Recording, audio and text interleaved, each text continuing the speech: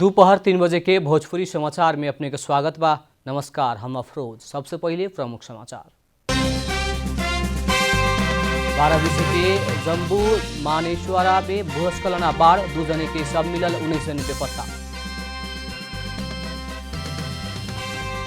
बाँके राष्ट्रीय निकुंज के दुर्लभ पाटेबाग तस्कर के निशाना में, निकुंज में 21 गो पाटेबाग रहल सरकारी तथ्यांक।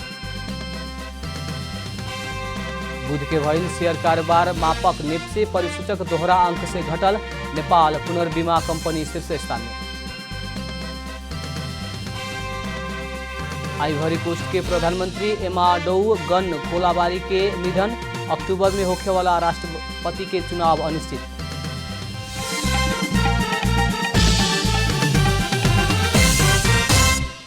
अब पूरा समाचार। सिन्धुपाल्चोक के जम्बू मानेश्वरा में भूस्खलन बाढ़ के कारण कम्ती में 2 जने के जान गइल बाटे। सिन्धुपाल्चोक 12 विषय के यामलो कहेवाला ठाडो खोला के बाढ़ आ भूस्खलन के कारण करीब 14 घर दहवैला से 17 जने बेपत्ता भइल बागमती प्रदेश के सामाजिक विकास मंत्री युवराज दुलाल जानकारी देहने। बाढ़ आ भूस्खलन में परके भइल निकेश बस्नेता उनकर 3 वर्ष के बेटी के सब स्थानीय के मिलल बाटे। बाकी 17 जने बेपत्ता के खोजी हो रहल स्थानीय प्रहरी जनौले बा। लेकिन भोटेकोशी नदी में आइल बाढ़ आ भूस्खलन से 12 विषय तातोपानी सड़क अवरुद्ध भइला से खोजी कार्य में समस्या भइल 12 विषय प्रहरी जनौले बा। वैसे ही 12 विषय 3 में खाड़दल खोला के बाढ़ से कच्ची पक्की करके 20 घर दहवावल जिला प्रहरी कार्यालय सिन्धुपाल्चोक के प्रहरी नायब उपरीक्षक माधव प्रसाद काफले जानकारी देहने। बाढ़ से प्रभावित के उद्धार खातिर हेलीकॉप्टर सहित के टोली घटनास्थल पुगल बाटे। मौसम प्रतिकूलता से काभ्रेपलाञ्चोक के मंगलटार में अवतरण भइल कैलाश एयर के हेलीकॉप्टर सिन्धुपाल्चोक के 12 विषय जम्पू पुगल हुए। नेपाल कम्युनिस्ट पार्टी नेकपा के केंद्रीय सदस्य माधव सापकोटा सहित के टोली हेलीकॉप्टर लेके 12 विषय पुगल रहनी। वो हेलीकॉप्टर से 2 जने गंभीर घायल के काठमांडू ल्यावे के तैयारी हो रहल बा। सभामुख अग्निप्रसाद सापकोटा सहित गइल हेलीकॉप्टर खराब मौसम के कारण धूली खेल के आकाश से लौटल रहे। नवनियुक्त प्रहरी महानिरीक्षक आईजीपी शैलेश थापा आज दर्जानी चिन्ह ग्रहण कैले बानी। आज सवेरे गृह मंत्रालय में भइल विशेष समारोह में गृह सचिव महेश्वर नेपाने थापा के दर्जानी चिन्ह प्रदान कैने। दर्जानी चिन्ह ग्रहण करे लगते थापा प्रहरी प्रधान कार्यालय नक्साल पुग के पदभार ग्रहण कैले रहने। नवनियुक्त प्रहरी प्रमुख थापा 2079 वैशाख 18 तकले नेपाल प्रहरी के आईजीपी पद में रहे। ठाकुर प्रसाद गेवाली 30 वर्षीय सेवा अवधि के कारण काल्हू से अवकाश लेहला बाद थापा आईजीपी के जिम्मेवारी संभालनी है। जनता समाजवादी पार्टी के अध्यक्ष एवं पूर्व उप प्रधानमंत्री उपेंद्र यादव भारतीय मीडिया से बदमाशी कैले शिकायत कैले बानी। अध्यक्ष यादव भारतीय मीडिया के देहल एगो अंतर्वार्ता के कारण सामाजिक संजाल में आलोचना हो रहल बानी, लेकिन अपना से बोलत बात सब तोड़मोड़ करके भारतीय टीवी चैनल प्रसारण कैल शिकायत कैले बानी। अध्यक्ष यादव अंतर्वार्ता में प्रधानमंत्री ओली हनी ट्रैपिंग में फंसल बात अस्वीकार करे ना सके के बतावत एगो फुटेज प्रचार कैल गई बा। ये फुटेज के नेपाली सब भी सामाजिक संजाल में शेयर करत यादव के आलोचना शुरू कैले बा।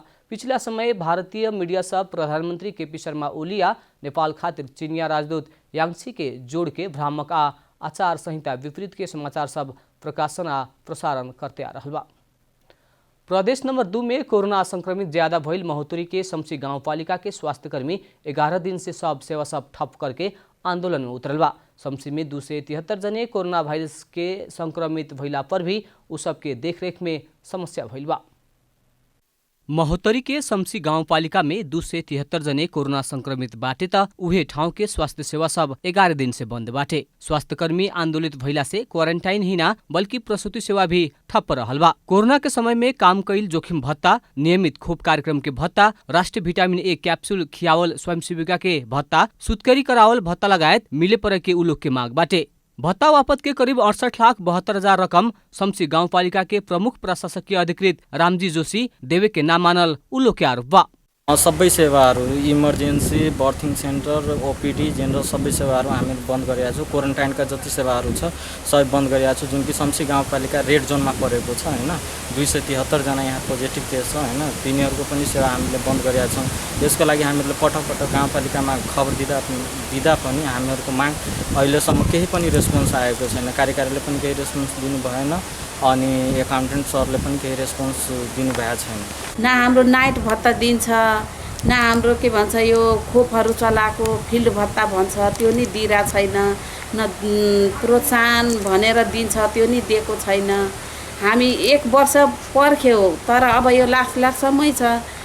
अनि हाम्रो अब सबै स्वास्थ्यकर्मीहरू अब कसैले अब पाएन भने हामी कसरी गर्ने। शम्सी गाउँपालिका में 4 गो स्वास्थ्य चौकी और 1 प्राथमिक स्वास्थ्य केन्द्र बाटे। इन्हें शम्सी गाउँपालिका के प्रमुख शेख फारूक पैसा के कमी ना भइला पर भी प्रशासकीय अधिकृत के कमीशन के कारण समस्या आइल आरोप लगौले बाड़न। सीडीओ साहब जिम्मा लेलकै हामी दिलाउँछौ लेकिन की कहै छै न दिला पलकै। अब लास्ट में की कहै छै वो हाकिम साहब कहै छै पैसे छै न गाउँपालिका में।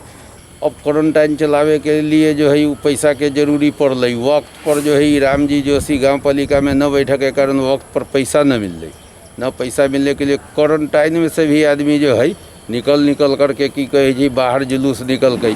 कभी खाना बंद ओकरा बड़ बिछौना के कोई चीज के व्यवस्था न हो पले। इन्हें प्रशासकीय अधिकृत संगे रकम के विषय में बुझला पर उ संपर्क में आवे के नाम मनलन। जिला प्रशासन कार्यालय महोत्तरी कोरोना जोखिम के समय में केहू से गलत नियत लेके आगे बढ़े के ना हुई कह के कहनाम बा। पीसीआर पोजिटिभ आयो र त्यो मान्छे चाहिँ कन्टिन्युअस 14 दिन भन्दा बढ्ता बस्यो भने र उलाई चाहिँ चेक जाँच गर्दाखेरि ज्वरो छैन, कुनै लक्षण देखिँदैन र ऊ फिजिकली फिट छ भने त्यस्ता मान्छेलाई हामी जाँच गरेर हामीले घर पठाएको अवस्था हो। त्यसकारण यसलाई हामीले र त्यो पनि हामी सँगसँगै के भनेको छौँ भन्दा घरमा बस्दा पनि तपाईँ 7-8 दिन भन्दा बढी चाहिँ क्वारेन्टाइनमा आइसोलेट भएर बस्नु होला। त्यसपछि केही भएन भने मात्रै तपाईँ हाम्रो समाजमा घुलमिल हुन सक्नुहुन्छ भन्ने हामीले भनेका छौँ। स्वास्थ्यकर्मी के माग समय में ही संबोधन ना होखी त महोत्तरी में कोरोना जोखिम बढ़े के देखल गई बा। महोत्तरी से नवीन प्रियदर्शी की रिपोर्ट। भोजपुरी समाचार में अब छोड़ विश्राम।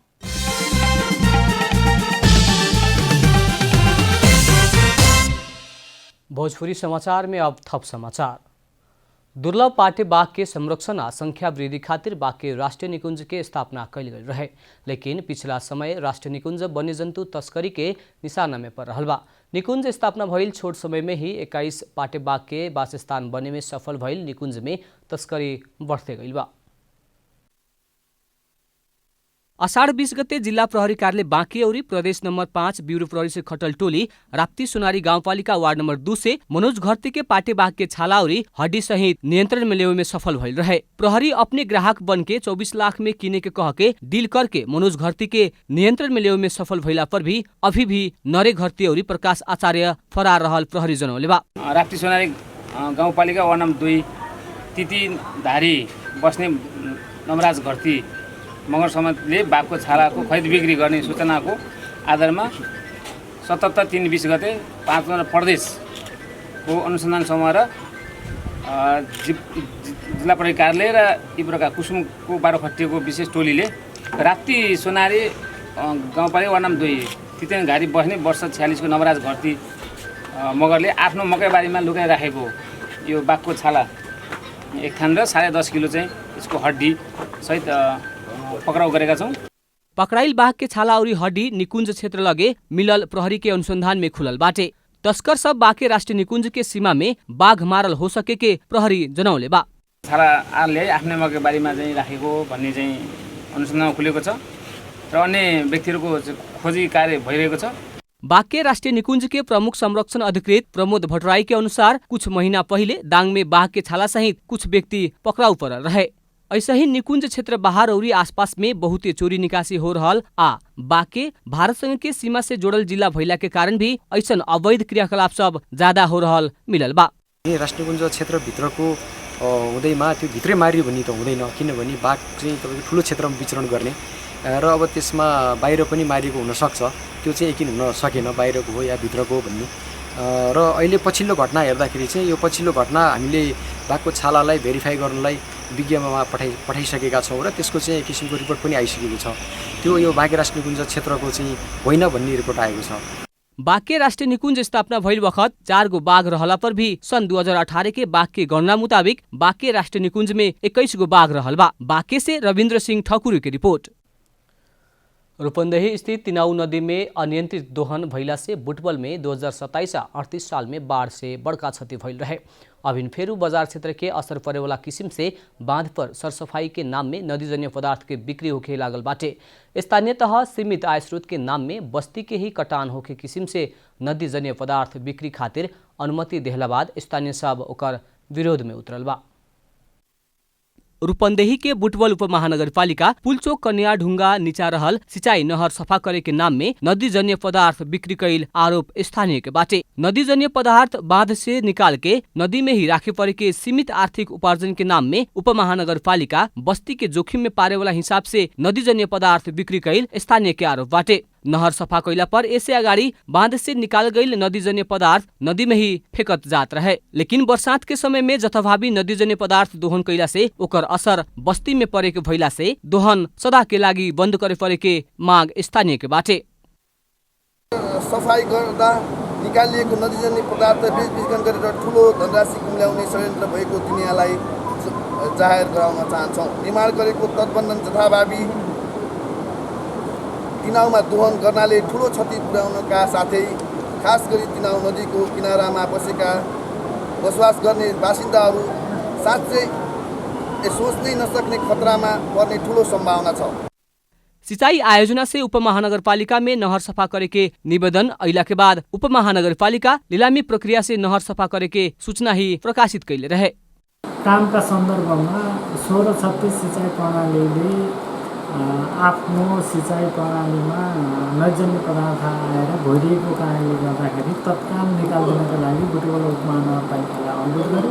पत्रिकामा सूचना प्रकाशित गरेर निलाम बराबर खामबन्दी निलाम बराबरको प्रक्रिया अपनाएर यो काम अगाडि बढाएको हो। लिलामी कैल समय उपमहानगरपालिका नहर के ढलान तकले रहल नदीजन्य पदार्थ संबंधित क्रेता के ले जाए के मिले के और नदी में घुसे के ना मिले के समझौता कैले बा। रूपन्देही से विकास पराजुली की रिपोर्ट। अब आर्थिक समाचार।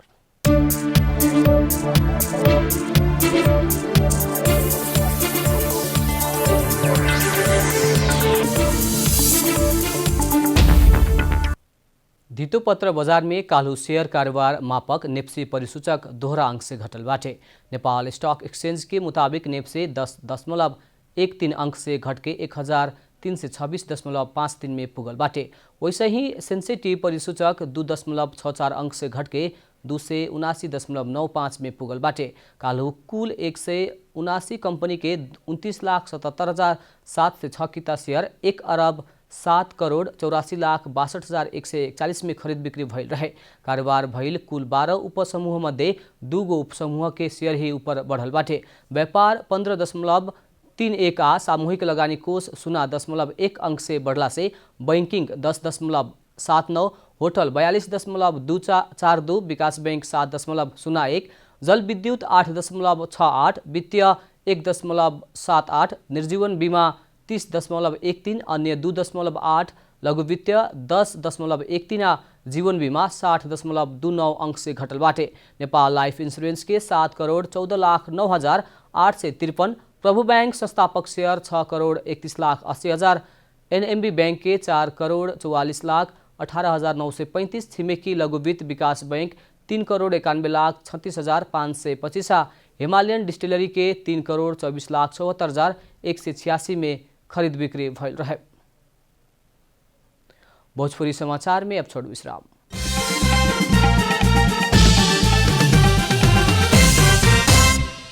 भोजपुरी समाचार में अब अंतर्राष्ट्रीय समाचार।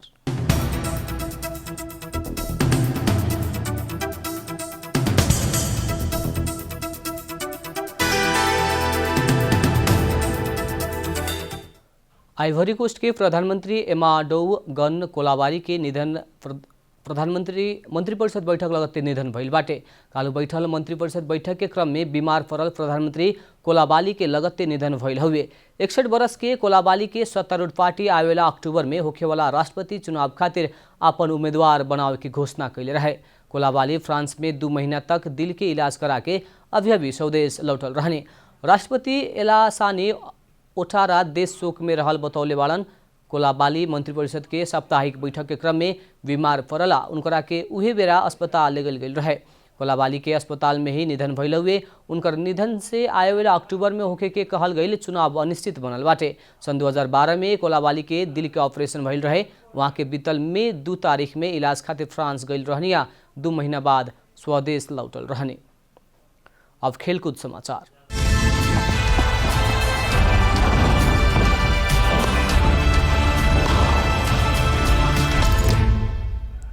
लुइस सुआरेज के गोल के में स्पेनियोल पर जीत निकालत बार्सिलोना स्पेनिश ला लीगा जीत के आशा कायम रखले बा। घरेलू मैदान नाओ कैंप में भइल खेल में बार्सिलोना स्पेनियोल के 1-0 गोल अंतर से हरावत ला लीगा के उपाधि यात्रा में थप बल पुगौले बा। दोसर तरफ हार के सामना कैल स्पेनियोल आ ला लीगा से रिलीगेट होके के निश्चित भइल बाटे। गोल रहित पहिल का हाफ खेलल दुनू क्लब दोसर का हाफ के 8 मिनट भीतर में 10 खिलाड़ी में सीमित बनल रहे। बार्सा के अंसु फाटी स्पेनियोल के फरवाडो कालोरो पर फाउल खेलला बाद स्पेनियोल के पोल लेजानो भी गलत टैकल के कारण रेड कार्ड खात मैदान से बाहर भइल रहे लोग। एक बाद 56वां मिनट में सुआरेज गोल करत बार्सा के उपाधि होड़ में महत्वपूर्ण 3 अंक दिलावे में सफल भइलन। जीत से बार्सा के शीर्ष स्थान में रहल रियल मैड्रिड से 1 अंक ही पीछे पड़ल बाटे। ओकर 35 खेल में 76 अंक बाटे त रियल के 34 खेल में 77 अंक बाटे। लीग में 3 चरण के खेल बाकी रहला से स्पेनियोल के जम्मा 24 अंक बाटे अब बाकी 3 खेल में जीत निकलला पर स्पेनियोल निचलका डिवीजन में घटुआ होके के पक्का भइल बा। अंत में प्रमुख समाचार फिर एक बेर। 12 विषय के जम्पू मानेश्वरा में भूस्खलन आ बाढ़ 2 जने के सब मिलल 19 जने बेपत्ता।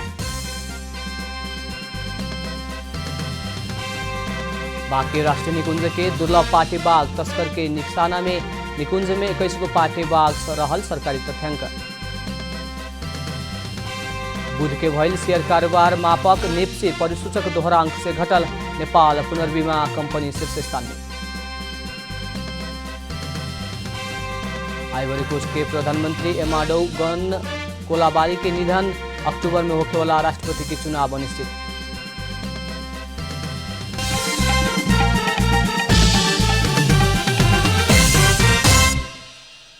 भोजपुरी समाचार अभी खातिर इतना ही। जनता द्वारा जनता खातिर प्रसारित जनता टेलीविजन के कार्यक्रम सब यूट्यूब, ट्विटर, फेसबुक आ हमने के वेबसाइट जनतासमाचार.com में भी पढ़ा देख सकत बानी। सूचना में अपने के सहभागिता, समय में समाचार हमने के प्रतिबद्धता। प्रणाम।